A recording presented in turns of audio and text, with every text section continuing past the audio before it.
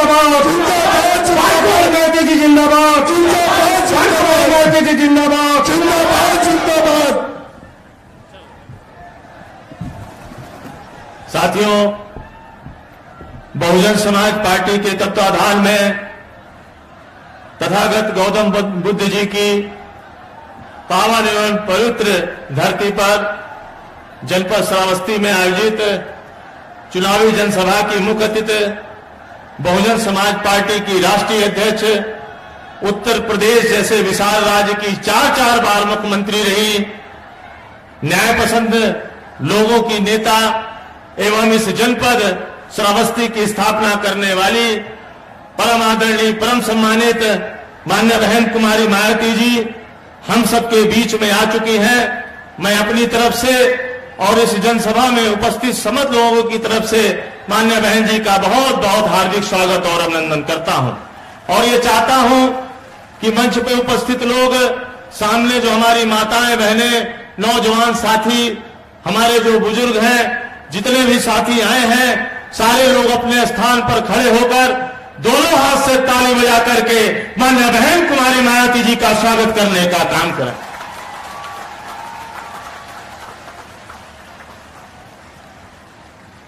साथियों, मैं चाहूंगा कि हमारे बीच में कैसरगंज लोकसभा के हमारे प्रत्याशी श्री नरेंद्र पांडे जी हैं। आप जो हमारा आपका सबका चुनाव निशान है, हाथी भेंट करके मान्य बहन जी को हाथी भेंट करने का काम करें। जल्दी जाइए।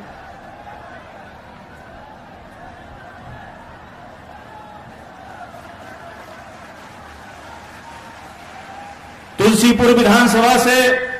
पूर्व में चुनाव लड़े भाई विधानसभा का भाई भुवन प्रताप सिंह जी से चाहूंगा कि वो मान्य बहन जी को मुकुट भेंट करने का काम करें। मान्य बहन कुमारी मायावती जी जिंदाबाद, मान्य बहन कुमारी मायावती जी जिंदाबाद। मान्य बहन जी द्वारा आशीर्वाद प्राप्त उपचुनाव गैसड़ी में प्रत्याशी भाई हारिस खां जी को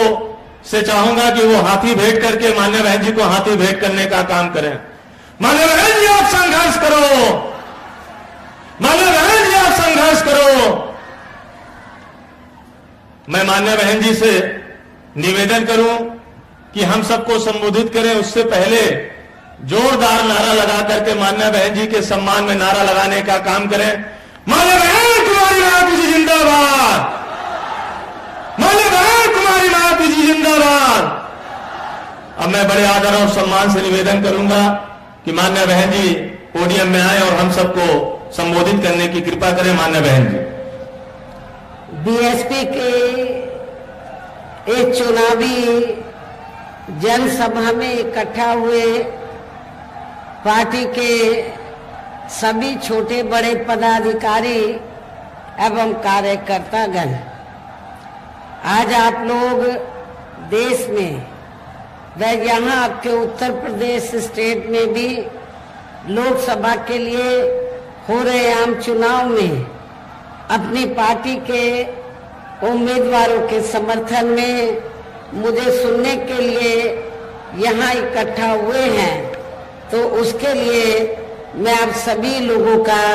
हार्दिक दिल से आभार प्रकट करती हूँ। वैसे आप लोगों को ये मालूम है कि हमारी पार्टी कांग्रेस, बीजेपी व अन्य किसी भी विरोधी पार्टी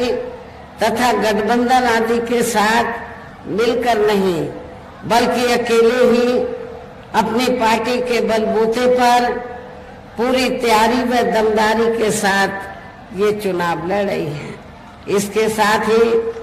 हमने टिकट बंटवारे के मामले में भी सर्व समाज के लोगों को उचित भागीदारी दी है, जिनको कामयाब बनाने के लिए अपनी पार्टी के लोग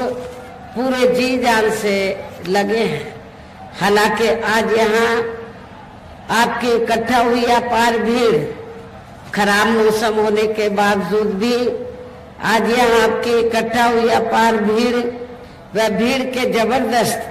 जो उसको भी देखकर अब मुझे भी एक काफी हद तक भरोसा हो गया है कि पिछली बार की तरह इस बार भी आप लोग अपने प्रदेश से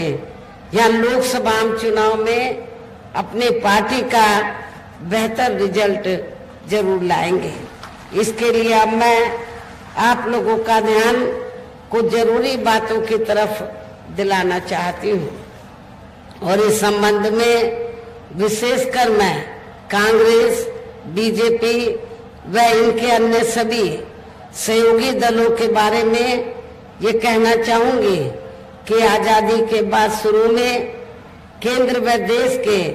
काफी राज्यों में भी ज्यादातर सत्ता यहाँ कांग्रेस पार्टी के हाथों में केंद्रित रही है, किंतु इनकी अधिकांश मामलों में रही गलत नीतियों एवं गलत कार्य प्रणाली आदि की वजह से ही फिर इस पार्टी को केंद्र व काफी राज्यों की भी सत्ता से बाहर होना पड़ा है तथा यही स्थिति इनकी सहयोगी पार्टियों की भी बनी रही है, जिसके कारण ही फिर पिछले कुछ वर्षों से भारतीय जनता पार्टी व इनके सहयोगी दल केंद्र एवं काफी राज्यों की भी सत्ता में काबिज हो गए हैं, लेकिन इनकी भी ज्यादातर रही जातिवादी, पूंजीवादी, संकीर्ण, सांप्रदायिक व द्वेषपूर्ण नीतियों एवं कार्य प्रणाली आदि से तथा इनकी कथनी व करनी में भी काफी अंतर होने की वजह से अब ऐसा लगता है कि इस बार ये पार्टी भी यानी कि भारतीय जनता पार्टी भी केंद्र की सत्ता में आसानी से वापस आने वाली नहीं है, बशर्ते यदि ये चुनाव इस बार फ्री एंड फेयर होता है तथा आम चर्चा के मुताबिक वोटिंग मशीनों में भी कोई गड़बड़ी आदि नहीं की जाती है और वैसे भी इस बार चुनाव में इनकी कोई भी पुरानी व नई चल रही नाटकबाजी, जुमलेबाजी व गारंटी आदि काम में आने वाली नहीं है, क्योंकि अब देश की जनता काफी हद तक इस बात को समझ चुकी है कि इनकी पार्टी ने अब तक देश के विशेषकर गरीबों, कमजोर तबकों, मध्यम वर्गीय एवं अन्य मेहनतकश लोगों को जो इन्हें अच्छे दिन दिखाने के असंख्य प्रलोभन भरे वायदे किए हैं तथा अनेकों हवाई व कागजी गारंटी आदि भी दी है, तो उनका जमीनी हकीकत में अभी तक इन्होंने लगभग 1/4 हिस्सा भी कार्य पूरा नहीं किया है, बल्कि इसके स्थान पर इनका ज्यादातर समय व ताकत भी यहाँ इनके अपने चहेते रहे बड़े बड़े पूंजीपतियों एवं धन्ना सेठों को ही ज्यादा से ज्यादा मालामाल व धनवान आदि बनाने में तथा उन्हें हर स्तर पर छूट देने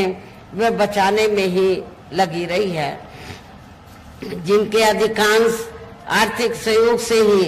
ये पार्टी व अन्य पार्टियां भी अपना संगठन चलाती हैं तथा चुनाव आदि भी लड़ाती हैं, जिसका काफी कुछ खुलासा बॉन्ड की आई रिपोर्ट से भी हो जाता है। इस संबंध में वैसे आप लोगों को ये मालूम है कि अभी कुछ दिन पहले माननीय सुप्रीम कोर्ट ने बॉन्ड के मामले में जो रिपोर्ट उजागर की है कि किन किन पार्टियों ने बड़े बड़े पूंजीपतियों व धन्ना सेठों से पैसा लिया है, जो ये रिपोर्ट उजागर की है, तो उस रिपोर्ट के उजागर होने के बाद आप लोगों ने देखा होगा कि जितनी भी पार्टियां हैं तो सभी पार्टियों ने तो बॉन्ड के जरिए तो बड़े बड़े पूंजीपतियों व धन्ना सेठों से पैसा लिया है, लेकिन पूरे देश में बहुजन समाज पार्टी ही अकेली एक ऐसी पार्टी है जिसने बॉन्ड के जरिए किसी भी पूंजीपति से पैसा नहीं लिया है।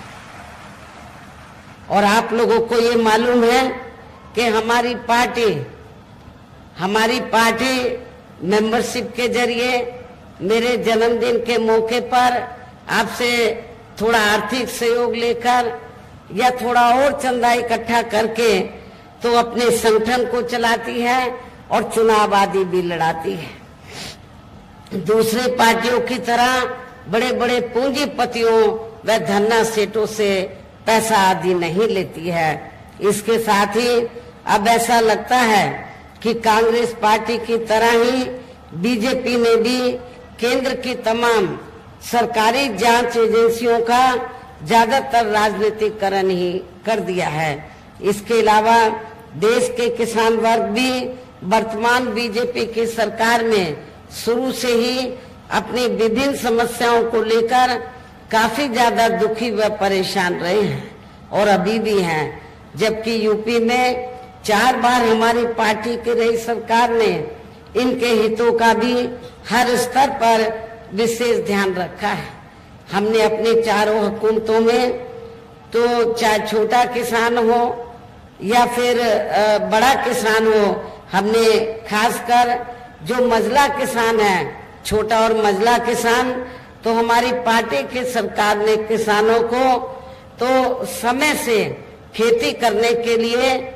साधन उपलब्ध कराए, सस्ते साधन उपलब्ध कराए और जो भी इनकी फसल हुई उस फसल का भी उचित दाम हमारी पार्टी की सरकार ने अपनी चारों हुकूमतों के दौरान दिया है। इतना ही नहीं बल्कि केंद्र में पूर्व की रही कांग्रेसी सरकार की तरह ही वर्तमान भाजपा सरकार में भी इनकी जातिवादी, हीन, सांप्रदायिक एवं पूंजीवादी सोच व नीतियों के चलते ही पूरे देश में सर्व समाज में से खासकर गरीबों, दलितों, आदिवासियों, पिछड़े वर्गों, मुस्लिम एवं अन्य धार्मिक अल्पसंख्यक समाज के लोगों का भी पूर्ण रूप से विकास व उत्थान आदि नहीं हो सका है। और इस संदर्भ में वैसे आप लोगों को ये मालूम है कि पूरे देश में यहाँ दलितों, आदिवासियों एवं अन्य पिछड़े वर्गों का सरकारी नौकरियों में वर्षों से अधूरा पड़ा आरक्षण का कोटा भी अभी तक पूरा नहीं भरा गया है। विशेषकर एससी व एसटी वर्गों के सरकारी कर्मचारियों का पदोन्नति में आरक्षण भी अब काफी हद तक प्रभावहीन ही बना दिया गया है। और जब समाजवादी पार्टी की यहाँ सरकार थी यूपी में, तो समाजवादी पार्टी की सरकार ने तो इसको यूपी स्टेट में बिल्कुल ही खत्म कर दिया था। साथ ही केंद्र व राज्यों में भी विरोधी पार्टियों की रही सरकारों में इन सभी वर्गों को प्राइवेट सेक्टर में आरक्षण दिए जाने की व्यवस्था किए बिना ही इनकी सरकारों के ज्यादातर सरकारी कार्य अब प्राइवेट सेक्टर के जरिए ही इनके बड़े बड़े पूंजीपतियों व धन्ना सेठों आदि को ही दिए जाने के कारण अब इनको पूरे देश में आरक्षण का बहुत कम ही लाभ मिल पा रहा है। इसी प्रकार इनका अन्य और मामलों में भी शोषण व उत्पीड़न आदि होना अभी तक भी बंद नहीं हुआ है। इनके साथ साथ मुस्लिम व अन्य धार्मिक अल्पसंख्यक समाज के लोगों की भी हालत हर स्तर पर यह काफी ज्यादा खराब व दयनीय बनी हुई है। इतना ही नहीं बल्कि पिछले कुछ वर्षों से केंद्र व अधिकांश राज्यों में भी बीजेपी व आरएसएस की सरकारों के चलते हुए अब इनका विकास व उत्थान आदि होना भी काफी हद तक बंद सही हो गया है। आए दिन इन पर खासकर धर्म व हिंदुत्व की आड़ में हो रही जुर्म जाति भी यह काफी ज्यादा चरम सीमा पर पहुंच चुकी है। इनके साथ साथ अपर कास्ट समाज में से विशेषकर गरीब लोगों की भी हालत हमें कोई खास अच्छी नजर नहीं आती है। आप लोगों को मालूम है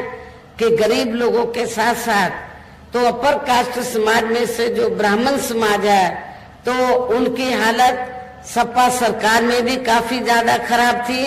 और वर्तमान बीजेपी की सरकार में भी काफी ज्यादा खराब है। इनकी गलत कृषि नीतियों के कारण किसान वर्ग भी आए दिन आंदोलित ही रहता है। साथ ही इनकी गलत आर्थिक नीतियों की वजह से देश की अर्थव्यवस्था पर भी इसका काफी बुरा प्रभाव पड़ रहा है। जिससे यहाँ विशेषकर छोटे एवं मध्यम वर्गीय व्यापारी वर्ग भी काफी ज्यादा दुखी व परेशान हैं। और अब केंद्र में पूर्व की रही सरकारों की तरह ही वर्तमान भाजपा सरकार में भी या पूरे देश में गरीबी, बेरोजगारी एवं महंगाई आदि भी लगातार काफी ज्यादा बढ़ रही है। देश में हर स्तर पर फैला भ्रष्टाचार भी अभी तक खत्म नहीं हुआ है। ऐसे में अब आप लोगों को देश में हो रहे लोकसभा आम चुनाव में कांग्रेस, बीजेपी व इनकी सहयोगी पार्टियों को भी केंद्र की सत्ता में आने से जरूर रोकना है। जिनकी गलत नीतियों व गलत कार्य प्रणाली आदि को आप लोग काफी आजमा भी चुके हैं। ऐसी स्थिति में अब ये विरोधी पार्टियां इस चुनाव में भी किस्म किस्म के साम, दाम, दंड भेद आदि अनेकों हथकंडे इस्तेमाल करके केंद्र की सत्ता में आने की पूरी कोशिश में लगी हैं, जिनसे अपनी पार्टी के लोगों को हर स्तर पर काफी ज्यादा सावधान रहना है। और इस मामले में विरोधी पार्टियां अपने अपने पक्ष में हवा बनाने के लिए खासकर मीडिया, ओपिनियन पोल व सर्वे आदि का जो बड़े पैमाने पर इस्तेमाल कर रही हैं, तो उनसे भी अपनी पार्टी के लोगों को बिल्कुल भी गुमराह नहीं होना है। इसके साथ ही विरोधी पार्टियों के विभिन्न रूपों में जारी किए गए इनके हवाई व प्रलोभन भरे चुनावी घोषणा पत्रों एवं वायदों आदि के बहकावे में भी अपनी पार्टी के लोगों को कतई भी नहीं आना है। जिन्हें ये पार्टियां सरकार बनने के बाद ज्यादातर अमल में नहीं लाती हैं और अब जिन पर से देश की जनता का अधिकांश विश्वास ही उठ गया है। यही खास वजह है कि हमारी पार्टी किसी भी चुनाव में अपनी पार्टी का कोई भी चुनावी घोषणा पत्र आदि जारी नहीं करती है। वैसे भी हमारी पार्टी किसी भी मामले में कहने में बहुत कम बल्कि कार्य करके दिखाने में ही ज्यादा विश्वास रखती है। और इस बात का सबसे बड़ा सबूत ये है कि उत्तर प्रदेश में 4 बार हमारी पार्टी के नेतृत्व में रही सरकार ने चुनाव में अपनी पार्टी के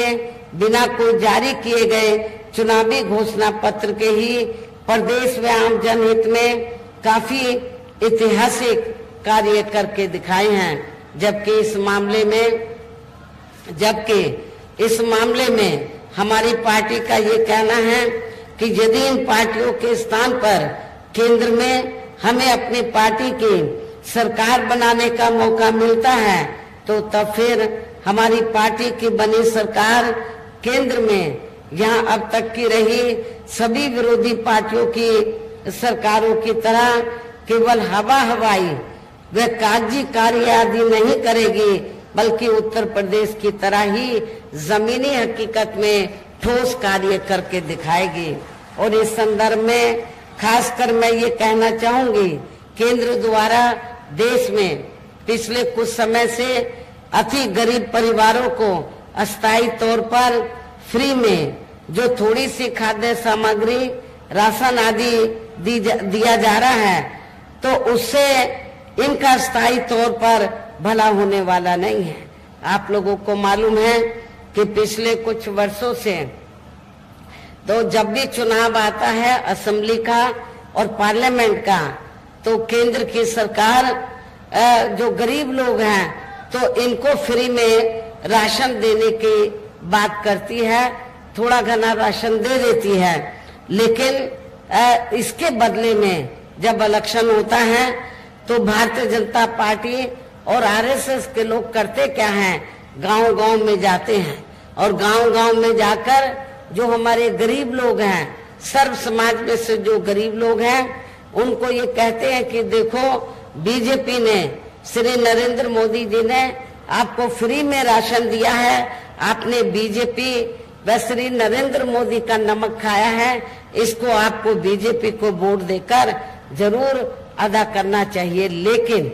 मैं आप लोगों को ये बताना चाहती हूँ, इसमें रत्ती भर भी सच्चाई नहीं है, क्योंकि आप लोगों को जो फ्री में राशन दिया जा रहा है ये बीजेपी की मेहरबानी नहीं है, श्री नरेंद्र मोदी जी की मेहरबानी नहीं है। ये अपने जेब से आप लोगों को फ्री में राशन नहीं दे रहे हैं, बल्कि जो टैक्स से आपका पैसा जमा होता है, जनता का पैसा जमा होता है, उस टैक्स के पैसे से ही आप लोगों को फ्री में राशन दिया जाता है। इसलिए आप लोग जो है उनका नमक नहीं खा रहे हैं, अपने टैक्स का नमक खा रहे हैं। इसलिए आप लोगों को इनके बहकावे में कतई भी नहीं आना है। और वैसे भी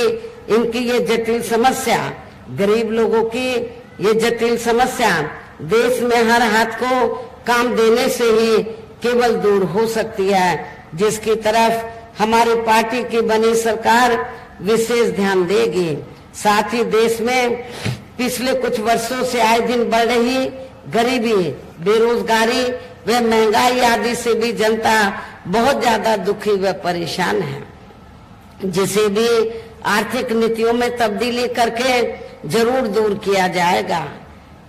धर्म की आड़ में, हिंदुत्व की आड़ में पिछले कुछ वर्षों से खासकर मुस्लिम समाज के लोगों का द्वेष की भावना से जो इनका काफी ज्यादा शोषण व उत्पीड़न आदि किया जा रहा है, तो उसे भी जरूर रोका जाएगा। और ये सब हमने अपने यूपी की रही सरकार में करके भी दिखाया है। जब 4 बार मेरी हुकूमत बनी तो हमने अपनी हुकूमत के दौरान कोई भी हिंदू मुस्लिम दंगा फिसाद नहीं होने दिया है। इसके अलावा हमने यूपी में सर्व समाज में से गरीब एवं बेरोजगार लोगों को बेरोजगारी भत्ता आदि न देकर उन्हें बड़ी तादाद में रोटी रोजी के साधन भी उपलब्ध कराए हैं, जो अब ये कार्य भी अधिकांश ठंडे ही पड़े हैं, जिनकी फिर केंद्र में सरकार बनने पर हमारी पार्टी की केंद्र में सरकार बनने पर फिर प्राथमिकता दी जाएगी। कहने का तात्पर्य ये है, देश में इस समय हो रहे लोकसभा चुनाव में विरोधी पार्टियों के जारी किए गए इनके हवाई व प्रलोभन भरे चुनावी घोषणा पत्रों आदि के बहकावे में अब यह खासकर देश के अति गरीबों, मजदूरों, बेरोजगारों एवं अन्य मेहनतकश लोगों को बिल्कुल भी नहीं आना है। और अब इन्हें ऐसे सभी विरोधी पार्टियों को हर हालत में केंद्र की सत्ता में आने से जरूर रोकना है, जिनकी कथनी व करनी में काफी अंतर रहा है तथा जिन्हें ये लोग वर्षों से आजमा भी चुके हैं। ऐसे में अब मेरा यही कहना है कि आप लोगों को अपने खुद के व अपने प्रदेश एवं देश के भी हित में अपने वोटों को यहाँ कांग्रेस, बीजेपी व अन्य विरोधी पार्टियों को न देकर केवल अपनी एकमात्र हितैषी पार्टी बहुजन समाज पार्टी को ही देना है। जो ये पार्टी उत्तर प्रदेश की तरह ही केंद्र में भी अपनी पार्टी की सरकार बनने पर फिर पूरे देश में यहाँ अपनी पार्टी के सर्वजन हिताय व सर्वजन सुखाय की नीतियों पर आधारित ये सरकार चलाएगी। इसके साथ साथ केंद्र से जुड़ी आपके क्षेत्र की जो भी यहाँ स्थानीय समस्याएं होंगी तो उन्हें भी फिर दूर करने का हर संभव पूरा प्रयास किया जाएगा। साथ ही यहाँ गरीबों, मजदूरों, बेरोजगारों, कर्मचारियों, किसानों, छोटे व्यापारियों एवं अन्य मेहनतकश लोगों के हितों का भी विशेष ध्यान रखा जाएगा। सर्व समाज में से खासकर गरीबों, दलितों, आदिवासियों, पिछड़े वर्गों,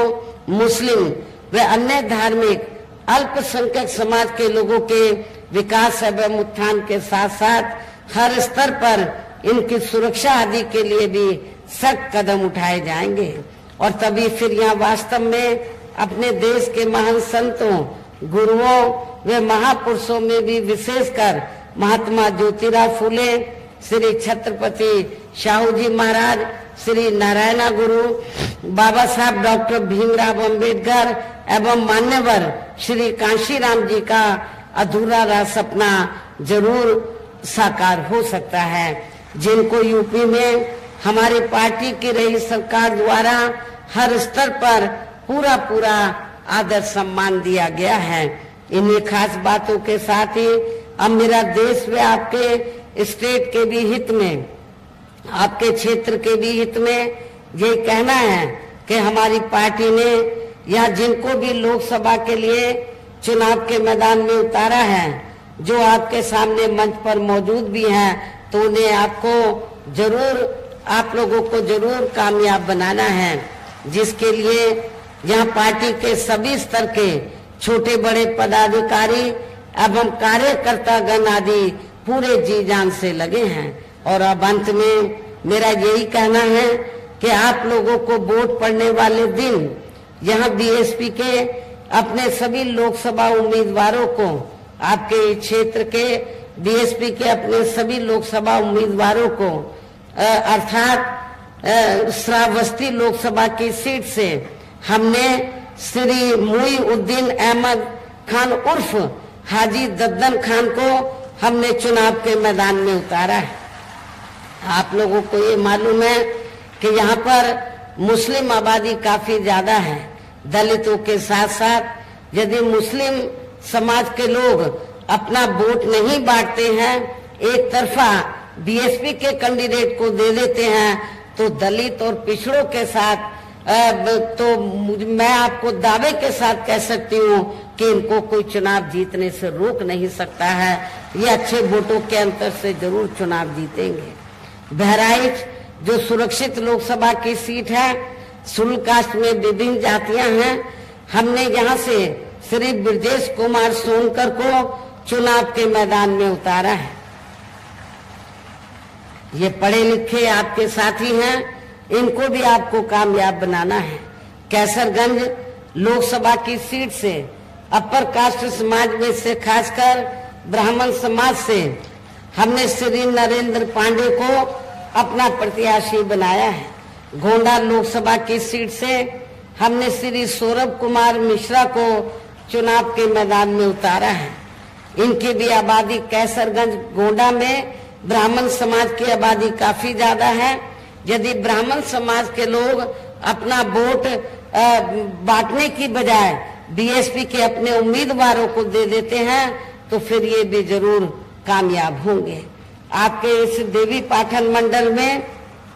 विधानसभा गैसड़ी में बाई इलेक्शन हो रहा है, तो इस बाई इलेक्शन में हमने मोहम्मद हारिस खान को चुनाव के मैदान में उतारा है। मेरी आप लोगों से पुरजोर अपील है, आप लोगों से यही कहना है कि आप लोगों को वोट पड़ने वाले दिन यहाँ अपनी पार्टी के सभी लोकसभा उम्मीदवारों को